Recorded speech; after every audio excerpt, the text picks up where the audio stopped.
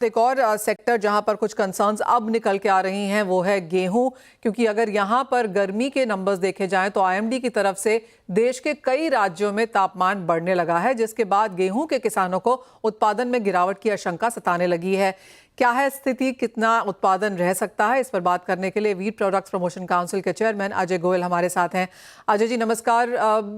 Concerns रह सकती हैं लेकिन कितनी, इसका अभी कोई क्लैरिटी नहीं निकल के आई है, लेकिन गर्मी अच्छी खासी है। अब तो प्रोड्यूसर स्टेट्स में भी यहाँ पर 30 डिग्री के आसपास का टेम्परेचर है। कैसे देखते हैं अब आप फसल के ऊपर इम्पैक्ट? देखिए, ये जो जनवरी का महीना रहा था उस समय भी जो है करीबन 1 डिग्री सेल्सियस जो है एवरेज टेम्परेचर पिछले 100 साल में ये थर्ड वार्मेस्ट जनवरी रहा है वैसे हिंदुस्तान में। और क्योंकि जो है स्नोफॉल कम था और जो है जो शीत लहर आती है नॉर्मली पहाड़ों में जब बर्फ गिरती है वो भी इस समय मिसिंग था, इस साल में बहुत कम था। इन सब कारणों के वजह से जो है थोड़ा सा कंसर्न है, क्योंकि रेडिएंट टेम्परेचर बढ़े हुए हैं डे और नाइट के, और इसकी वजह से यील्ड में अभी तो खैर ग्रेन फॉर्मेशन और फिलिंग स्टेज पे है। ज्यादा चैलेंज अगले महीने रहेगा जब मिल्किंग स्टेज पे आएगी गेहूं।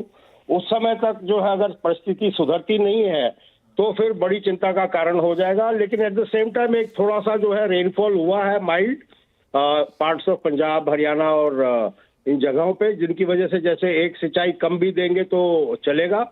सो ओवरऑल अभी जो है प्लस माइनस बराबर है, सबके फिंगर्स क्रॉस्ड है। सो आपको भी लगता है कि 110 के आसपास का आंकड़ा यहाँ पर फसल के तौर पर निकल के आ पाएगा? 110 का तो पता नहीं है, लेकिन अगर तापमान सामान्य रहा तो जो है पिछले साल से 3-4 मिलियन टन जरूर फसल आएगी।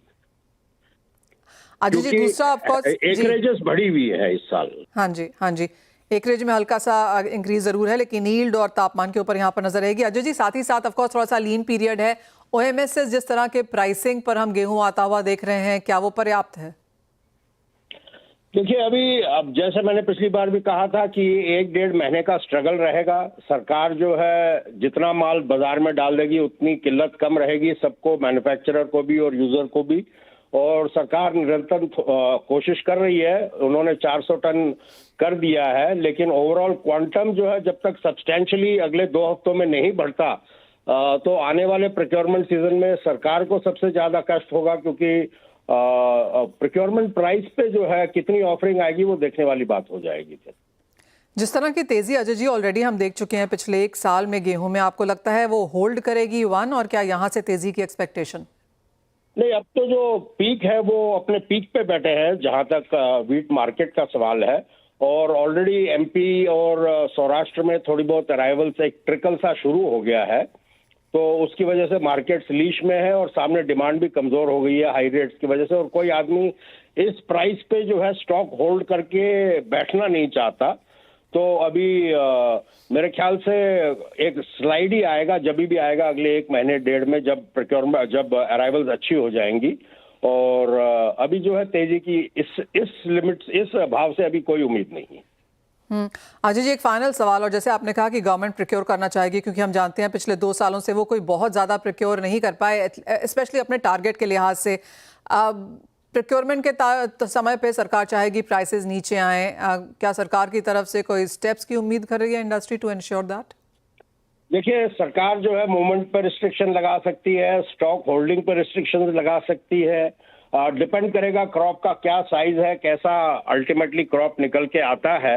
अगर क्रॉप जो है उनके अनुमान के हिसाब से बेटर रहे तो जरूर थोड़ी सी जो है लेसर रिस्ट्रिक्शंस रहेंगी, वरना डेफिनेटली गवर्नमेंट जो है कई तरह की रिस्ट्रिक्शंस लगाएंगी ताकि उनको भी जो है सेंट्रल किटी में अच्छा खासा प्रोक्योरमेंट हो जाए। Fair point. अजय जी बहुत शुक्रिया।